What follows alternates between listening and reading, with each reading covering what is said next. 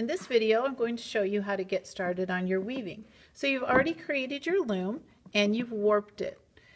If you've done it correctly, you should have 13 little slits at the top and 13 at the bottom, and it should be warped exactly as it was shown in the previous video. Before you start weaving, I'm going to ask you to take 2 popsicle sticks. You're going to slide the popsicle stick under the thread and on top of the cardboard. So you can see that little opening. We call that a shed in weaving. So I've got one on the front side and one on the back side. We want to leave these here to make our job a little bit easier in the next step. Before you start actually weaving, there's a couple of really important things that you need to know. The first one is that you need to have the exact number of warp threads on the front and the back as the instructions call for. So on the back, I want you to take a minute before you begin to count. You should have 13 warp threads on the back. 2, 4, 6, 8, 10, 12, and 1 extra on the back, making 13. On the front, it's a little different. On the front, you need 14. 2, 4, 6, 8, 10, 12. In this last little slit, you're going to have 2 strings, like that. So before you go any further, make sure that that part of your loom is done correctly. 14 on the front, 13 on the back. Whenever you do a circular weaving, you need an odd number of warp threads. The next thing I know you're eager to do is select the yarn that you're going to use, and that's certainly the most fun part for most fiber artists. I have a lot of yarn here in the art room. You're welcome to use whatever you like. However, some yarn will not work very well for this particular project. There are 3 basic types of yarn that I want to talk to you about. The first one is right here. This is very thin and fine. We call this sock weight or lace weight. So if you were actually creating a garment or something you could wear, this would be good for a nice lacy scarf or a pair of socks. It's not good for weaving. This one is really thick, as you can see. It's much thicker than the sock weight. So if you hold it up and compare the two, you can see the orange sock weight is really thin and the blue is much thicker. This is called bulky weight. Bulky weight is also not good for this type of weaving, but this kind is perfect. So it's kind of like Goldilocks and the 3 Bears. You want to find the one that's just right. So the one that's just right is this weight, and it's called worsted weight. I'll be around to help you try to figure out the different yarn sizes in case you can't see them very well. But hopefully even in the video you can see that this blue-purple yarn is bulky and thick. The green yarn, the worsted weight, is kind of in the middle. And then the sock yarn is really thin. So we want to have the one in the middle, the medium weight yarn.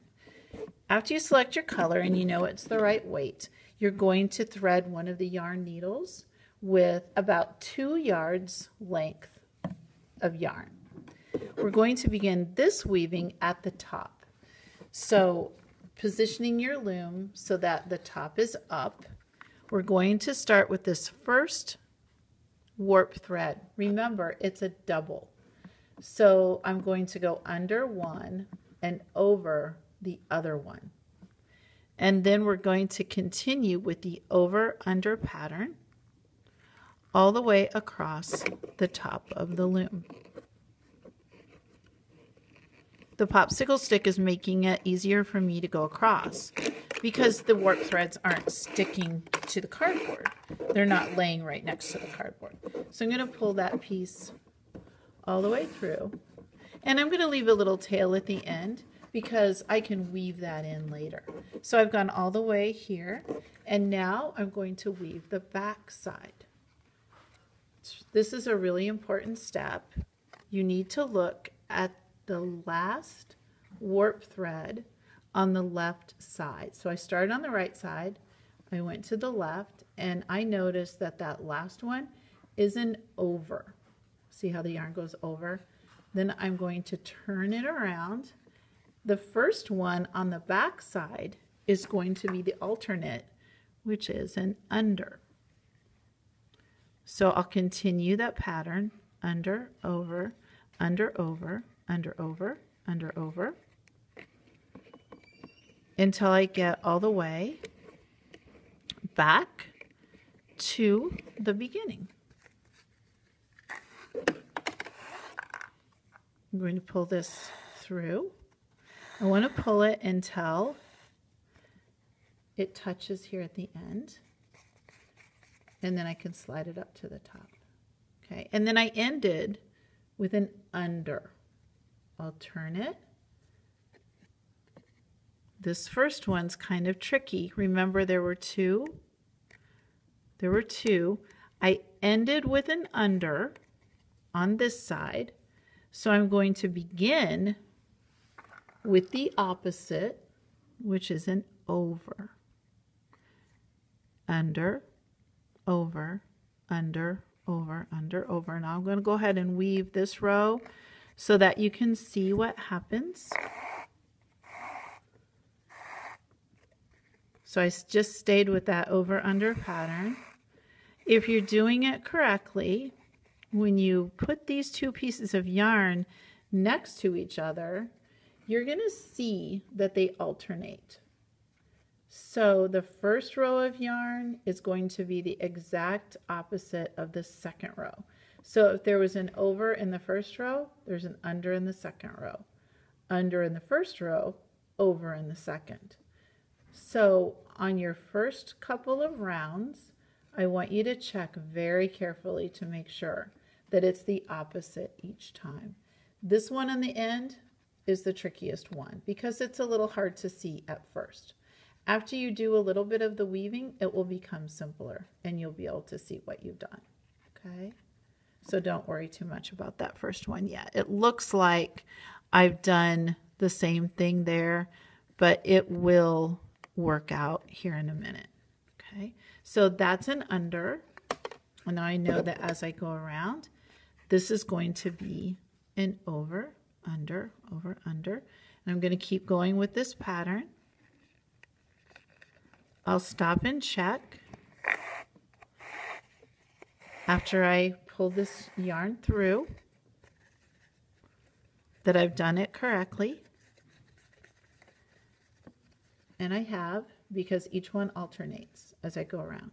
I'm going to keep in my mind that I stopped with an over here. So when I begin again, it's going to be an under. Remember at first, these first two strings, really tricky.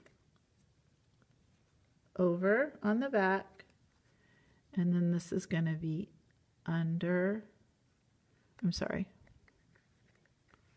I told you it was tricky. Under, over, under, over, under, over. If you don't weave these two warp threads separately, your pattern will never work. The over-under alternating pattern can only be done with an odd number of warp threads. Okay, so I'll check again, and I want to make sure that each one alternates, and it does. I'm going to remember here at the end that's an over, so I'll turn it, and I know the first one on the back, since the last one was an over, it needs to be an under. Under, over, under, over, under, over, under, over.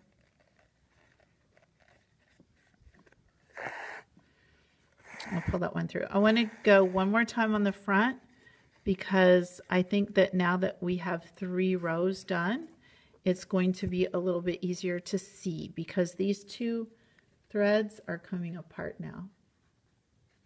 Okay, so this one was an under. The last one was an under on the back. So now I'm going to start with over and then under.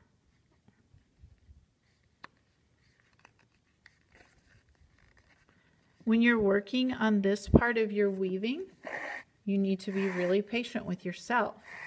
It isn't something that will be very easy at the very beginning, but after you get some of it done, you'll be a real pro, I promise. So don't get discouraged. Don't give up too easily. Make sure that you're keeping the over, under pattern. When you've got it figured out, and I want you to go around probably 4 or 5 times before you do the next step, the following step is going to be what they call beating, B-E-A-T-I-N-G. And we're going to use a fork as our beater. And all you do is take your fork and you push those up so that they're nice and tight. Ideally, you don't want to see the white of the warp thread showing through. Now on this one, you can see just almost like a little sparkle coming, and that's just kind of the nature of it. You'll see a little bit of it, but basically you want to push these up so they're nice and tight next to each other, and then turn it over and do the back side too. So you're just going to scooch these up there. Okay. One of the things that students find difficult is figuring out where to start again after they've stopped. So just look at where the tail of your yarn is and look at that last warp thread. I see that it's an under. So now I know I'm going to be going the back side. And since that was an over, since that was an under, I'm going to be starting with an over. And then I just keep going. I want you to plan to make the top part of your weaving be at least, I don't know, 6 or 8 or 10 loops around before you start working on a pattern. So I'll just keep going like that. Maybe just use this whole piece of yarn that I started with. Okay. Have fun with it. It's a lot of fun after you get it figured out.